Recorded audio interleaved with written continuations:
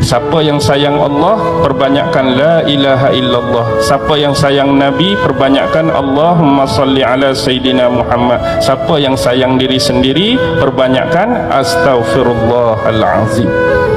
Satu-satunya yang Allah perintah, yang Allah sendiri buat, inilah.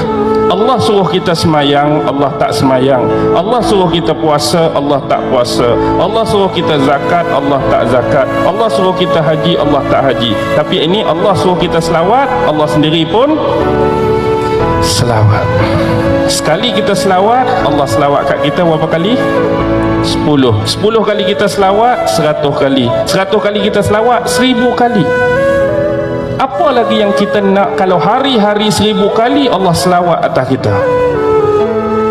Tapi dah kita tak mau, kita abaikan selawat, kita lalaikan selawat, kita lekakan selawat. Kalau orang tahu fadilat dan kebesaran selawat, orang pasti tak akan meninggalkan selawat. Selain hubungan silah kita dengan Nabi Muhammad sallallahu alaihi wasallam, antara umat yang dia paling kasih ialah umat dia yang memperbanyakkan bacaan selawat atas dia.